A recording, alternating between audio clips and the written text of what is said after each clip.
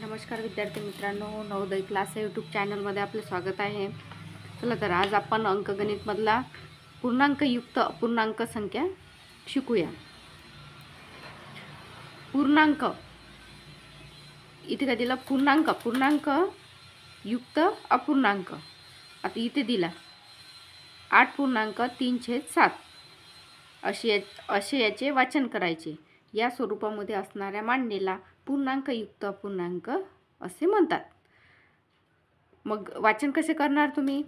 8.3/7 अशी मांडणी असली तर त्याचं पूर्णांकयुक्त अपूर्णांकामध्ये रूपांतर करायचे। आता बघा, पूर्णांकयुक्त अपूर्णांकाचे रूपांतर व्यवहारी अपूर्णांकामध्ये करणे। तर आता हे समोर आपल्याला उदाहरण दिलेलं आहे, ते उदाहरण आपण सोडूया। तर उदाहरणामध्ये काय दिलेलं आहे? 25.50/4 याचे रूपांतर व्यवहारी अपूर्णांकात करणे। तर आता 25.50/4 तर मग आता आपल्याला व्यवहारी अपूर्णांकामध्ये याची मांडणी करायची आहे। तर मग याचा 25 आणि 4चा गुणाकार करायचा। 25 × 4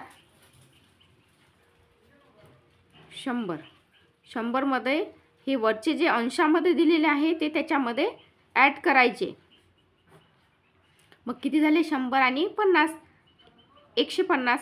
150 मग आपलं उत्तर 150 येणार नाही। आपल्याला व्यवहारी अपूर्णांकामध्ये आपल्याला म्हणजे ऑप्शन शोधायचे आहेत। तर आपलं उत्तर येणार 150/4। म्हणजे जेवढा आपल्याला छेद असणार तेवढा तो छेद कायमच ठेवायचा आणि पूर्णांक आणि छेदाचा गुणाकार करायचा आणि अंशामधली संख्या त्याच्यामध्ये प्लस करायची आणि छेद जशाच तसा कायम ठेवायचा।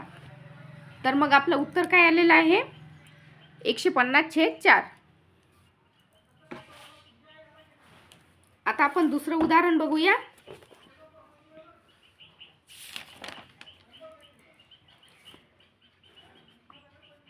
दुसरं उदाहरण घेऊया। 8.9/17 याचे रूपांतर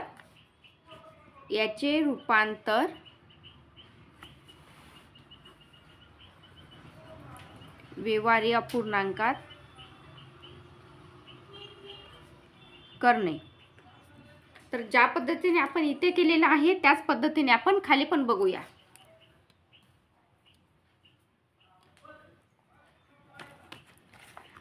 तर इथे काय दिलेलं आहे? 8.9/17 याचे रूपांतर व्यवहारी अपूर्णांकात करणे। तर आपण ही जी इथे स्टेप वापरली ते स्टेप इथे वापरायची। 8 आणि 17चा गुणाकार करून घेऊया। 17×8 = 136। मी डायरेक्ट लिहिते, तुम्हाला करायचं तुम्ही करून बघा। 136 आणि हे 9 प्लस करायचे याच्यामध्ये। हे बघा, तुम्हाला करूनच दाखवते। 8 × 17 = 136। 136 प्लस त्याच्यामध्ये 9 करायचे, येणार 145। 145 मग आपलं उत्तर 145 येणार नाही। आपल्याला काय करावं लागणार? 145/17 म्हणजे आपल्याला छेद जो आहे तो कायमच ठेवायचा।